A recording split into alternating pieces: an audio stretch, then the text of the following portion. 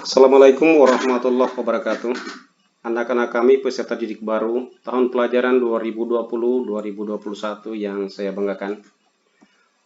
Pertama-tama saya mengucapkan selamat bergabung dan menjadi bagian dari keluarga besar SMA Negeri 1 Sebatik Tengah. Semoga dengan bergabungnya kalian di SMA Negeri 1 Sebatik Tengah ini dapat menambah prestasi di sekolah yang kita cintai ini. Selanjutnya, sesuai jadwal masa pengenalan lingkungan sekolah pada hari ini, kita akan membahas mengenai materi kepemimpinan.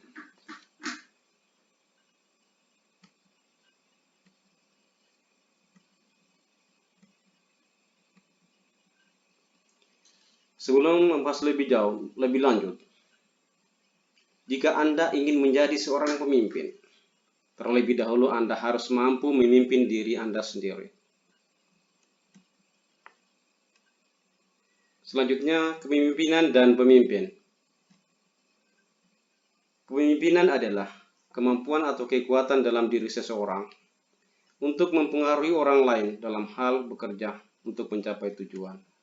Sedangkan pemimpin adalah individu yang menduduki suatu status tertentu di atas individu yang lain di dalam kelompok. Ada beberapa sikap yang harus dimiliki oleh seorang pemimpin agar menjadi pemimpin yang baik. Yang pertama, memiliki sifat jujur. Jujur dan dapat dipercaya adalah modal dasar seorang pemimpin. Tidak hanya anggota tim yang harus memiliki sifat ini. Dengan dilandasi oleh sifat ini, maka anggota timnya pun dengan sendirinya akan mengikuti pimpinannya. Yang kedua, mampu bertanggung jawab. Tidak hanya menyalahkan anggota timnya apabila target yang telah ditentukan tidak berhasil dicapai. Seseorang pemimpin pun harus mampu dan mau bertanggung jawab. Karena seorang pemimpin akan selalu diminta pertanggungjawabannya terhadap apa yang dipimpinnya dan keputusan yang diambilnya. Yang ketiga, mampu menentukan skala prioritas. Seorang pemimpin hendaknya mampu menentukan skala prioritas. Dengan skala prioritas, anggota timnya mampu bekerja secara optimal dan mampu menyelesaikan tugas dengan tepat waktu. 4. Mampu mendelegasikan tugas. Pendelegasian tugas amat penting. Seorang pemimpin harus bisa mendelegasikan tugas kepada orang yang tepat. Selain itu, pendelegasian juga merupakan salah satu cara untuk mempercayai anggota timnya, sehingga pemimpin mampu menempatkan anggota timnya sesuai dengan kapasitas masing-masing anggotanya. Yang kelima, cepat menangani dan mengatasi masalah. Responsif dalam mengatasi masalah amat penting agar masalah yang muncul bisa dengan cepat tertangani dan mendapat solusi yang tepat, sehingga permasalahan tidak berlarut-larut dan tidak menimbulkan permasalahan baru lainnya. Yang keenam, memiliki sikap positif. Setiap pemimpin harus memiliki sikap positif. Hal ini penting karena dengan sikap positif akan mampu melihat visinya ke depan dengan optimis, bukan sebagai sebuah beban yang harus dipikul. Yang ketujuh, mampu berkomunikasi efektif. Pemimpin perlu berkomunikasi secara efektif agar pesan yang akan disampaikan jelas, tidak salah tangkap dan salah arah. Kemampuan ini mutlak dimiliki karena mampu menyelaraskan semua anggota timnya mencapai tujuan yang ditentukan. 8. Keberanian sosial dan percaya diri.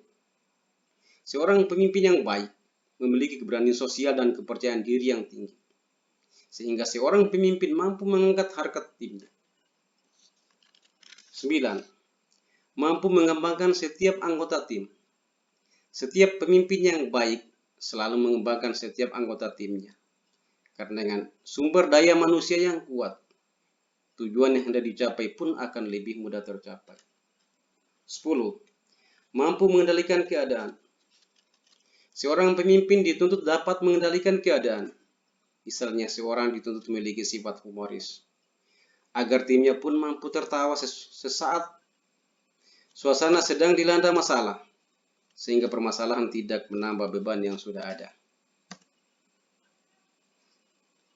Selanjutnya, prinsip-prinsip kepemimpinan. Ada 8 prinsip kepemimpinan. Yang pertama, bertakwa kepada Tuhan yang Maha Esa. Kedua, selalu memberi teladan kepada yang dipimpinnya. 3. Bekerja sama dengan yang dipimpinnya. 4. Selalu memberi dorongan dan semangat kepada yang dipimpinnya. 5. Bersifat dan bersikap sederhana serta rendah hati.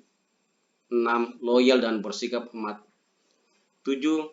Bersifat dan bersikap terbuka, jujur dan siap menerima segala kritikan yang membangun. 8.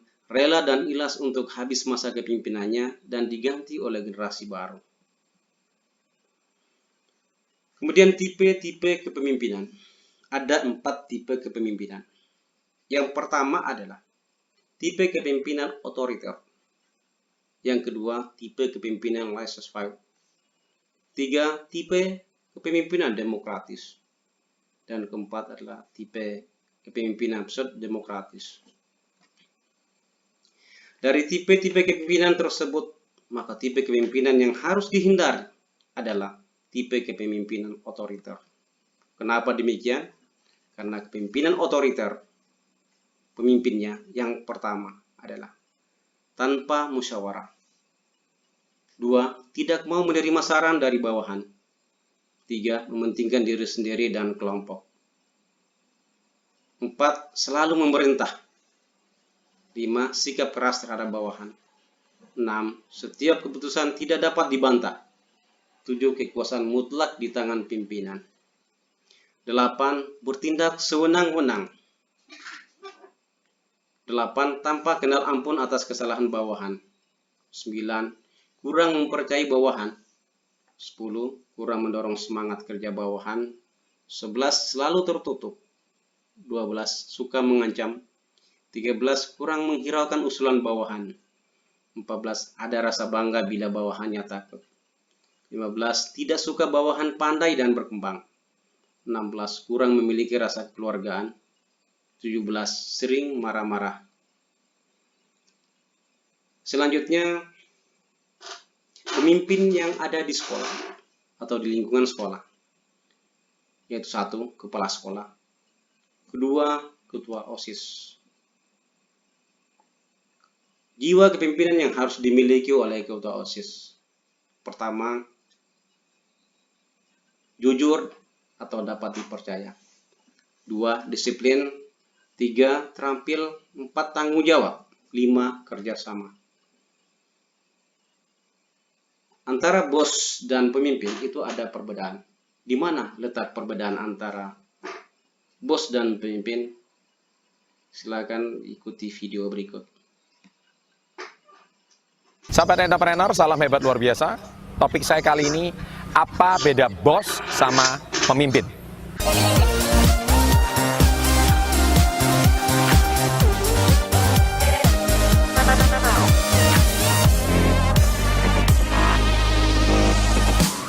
Baik, beda bos sama pemimpin atau bos sama leader. Kalau bos itu selalu berpikir jangka pendek. Apa keuntungan yang saya bisa dapat? Ya maklum dia seorang bos. Tapi kalau seorang pemimpin, dia selalu berpikir untuk jangka panjang. Ya, jadi dia tidak mementingkan kepentingan sendiri, tapi dia mementingkan kepentingan bersama. Kemudian yang kedua, bos bekerja fokusnya hanya pada pekerjaan. Ya, jadi dia kalau misalkan mempunyai karyawan, dia tidak peduli, pokoknya karyawan adalah result oriented. Hasil kerjanya adalah saya mementingkan hasil. Jadi saya membayar kamu, mengupah kamu sesuai dengan kerja kamu. Kalau kamu tidak mengerjakan sesuai yang saya bayar, maka bos akan merasa tidak puas karena dia profesional. Tetapi seorang pemimpin, dia fokusnya kepada manusianya. Ya, jadi kadang-kadang dia bisa melibatkan, bisa menyelami perasaan orang lain. Ya, kadang-kadang orang tidak bisa mencapai tujuannya itu karena mungkin ada hambatan-hambatan tertentu yang seringkali membuat orang akhirnya menjadi tidak bisa berhasil. Nah, seorang pemimpin dia bisa menyelami perasaan pengikutnya. Itu beda bos sama pemimpin. Nah, yang ketiga adalah bos itu selalu menebar ancaman. Ya, dia selalu menebarkan ketakutan. Intinya, kalau kamu nggak bisa capai ini, kamu akan saya pecat. Kamu nggak capai ini, kamu akan ditendang dari perusahaan ini. Dia selalu menebarkan ancaman-ancaman. Tapi kalau seorang pemimpin, ya, dia pasti menebarkan yang namanya respect, ya, atau dia lagi menekankan tentang bagaimana meningkatkan harga diri seseorang. Saya percaya setiap manusia mempunyai kelebihan masing-masing, ya, tetapi mungkin departemennya tidak cocok, sehingga akhirnya manusia punya talenta tidak keluar dengan pekerjaan yang dia lakukan. Nah, seorang pemimpin yang hebat, dia bisa mengambil kelebihan masing-masing orang untuk mensukseskan sebuah organisasi. Nah, bos tidak menemukan itu, ya, tapi seorang pemimpin bisa menemukan itu. Kemudian bos, dia menggunakan orang lain. Bagi dia manusia itu cuma objek, yang penting dia bisa menghasilkan uang bagi dirinya. Tapi seorang pemimpin adalah membangun orang lain. Dia tidak menggunakan orang, dia membangun orang lain. Kalau bos, dia mungkin punya pabrik, dia punya sebuah usaha yang besar, karyawannya ratusan, dia nggak pusing dengan karyawan keluar masuk setiap bulan, dia nggak pusing. Karena bagi dia yang penting banyak orang mau cari kerja. Tapi kalau seorang pemimpin, dia membangun manusia dari nol. Mungkin dia awalnya latar belakangnya minus, ya, latar belakang orang miskin.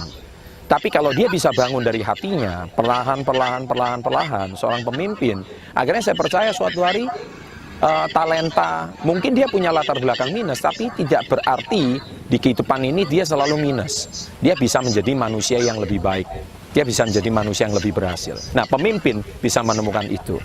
Kemudian yang berikutnya, bos adalah seorang yang superior. Bos ditakuti, ya, bos itu kalau di perusahaan selalu ditakuti, karena dia selalu bertindak superior di atas orang lain, dan bagi dia manusia yang terpenting adalah cuman alat, ya, objek. Tapi kalau seorang pemimpin adalah seorang kolega yang baik, dia seorang sahabat yang baik, ya. Kalau pemimpin itu dia bisa menempatkan posisinya, pekerjaan adalah pekerjaan, dan dia tahu kapan dia harus menjadi seorang sahabat. Nah, itulah pemimpin, dia bisa berlaku sebagai seorang mentor. Kalau bos nggak bisa menjadi seorang mentor, karena bagi bos yang penting duit adalah duit, kerja adalah kerja. Ya, soal kerja dan duit nggak bisa disamakan. Ya, yang penting kalau kamu nggak cocok, ya kamu keluar aja. Nah, itu bos, ya. Nah, kemudian bos, dia menghargai untuk dirinya sendiri. Jadi misalkan kalau bosnya jalan-jalan ke luar negeri, ya dia seorang diri gitu. Ya karyawan, urusannya dia. Ya, dia pergi sama keluarganya sendiri. Tapi kalau seorang pemimpin, dia award others. Jadi dia menghargai orang lain. Jadi kalau dia bekerja keras bersama-sama, senang pun bersama-sama. Dia bekerja dengan berdasarkan timnya yang sudah mencapai prestasi, yang bersama-sama membesarkan perusahaan, dan dia akan membawa timnya bersama-sama happy sama dia. Karena kita bersama-sama sukses, kita pun jatuh pun bersama-sama. Nah, itulah namanya seorang pemimpin. Jadi pemimpin bisa mengerti, menyelami perasaan pengikutnya, dan kalau pemimpinnya sukses, kita pun sukses sama-sama. Dan tentunya sesuai ada target yang ditetapkan. Itu bedanya bos sama pemimpin. Nah, sahabat entrepreneur, itulah 6 poin yang itulah gambaran perbedaan antara bos dengan pemimpin. Selanjutnya, dari video berikut juga akan memberikan suatu gambaran bahwa bagaimana sebuah kepemimpinan kemudian didukung dengan kebersamaan, sehingga bisa menghasilkan sesuatu yang bermanfaat. Silakan ikuti tonton berikut ini.